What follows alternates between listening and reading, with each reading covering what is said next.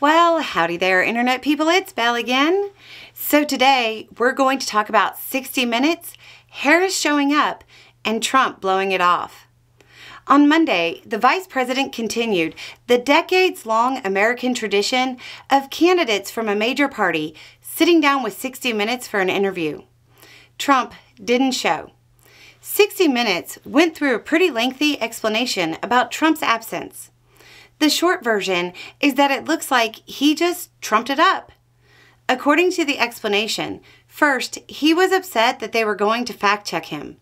Then, he said he needed an apology for a 2020 interview he did with 60 Minutes, which ended when he threw a temper tantrum and left mid-interview.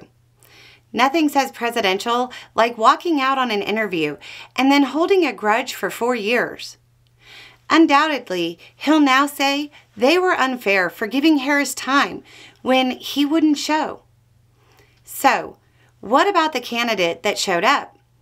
Not a lot of fireworks, again, kind of boring with some light fluff, and then a few segments that might be of real interest to voters. When it comes to domestic issues, Harris came out as a border hawk. She pointed to Republican obstruction over the last couple of years as the reason for there not being new legislation. She said, quote, "It's a long-standing problem, and solutions are at hand, and from day one, literally, we have been offering solutions." When she was asked how she planned on getting Congress to support her budget, which requires a tax increase on people who donate to Congress, she said she didn't want to have a narrow view of the options and reiterated that she is a capitalist.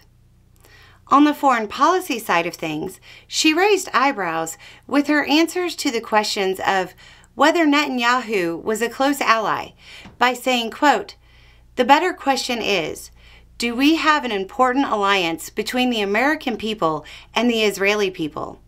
And the answer to that question is yes." On the subject of Ukraine, she indicated she wouldn't engage in bilateral negotiations with Putin over the future of Ukraine, which I'm sure the world appreciates. I think people have had enough of major powers carving up the world.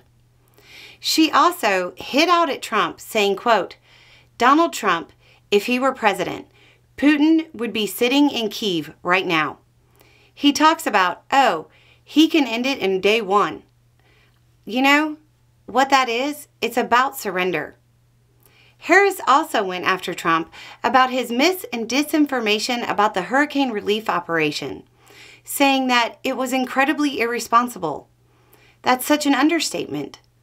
Which, honestly, when you realize that those people being harmed by his rhetoric are primarily his supporters, it shows him not only as unfit to be president, but also makes you wonder how he ever got the nomination of a major party to begin with.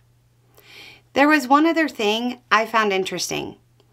In what might have been a next-level form of trolling, in the spot that seems to have been set aside for Trump, there was an interview with Republican Maricopa County Recorder Stephen Richer, who was described as paying the price for Trump's claims of a stolen 2020 election. After Richer defended the integrity of the election against Trump's baseless claims, he lost his primary.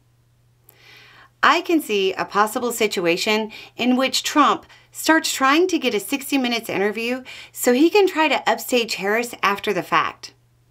I would hope the network wouldn't allow themselves to be played like that, but it's something Trump might try. Anyway, it's just a thought. Y'all have a good day.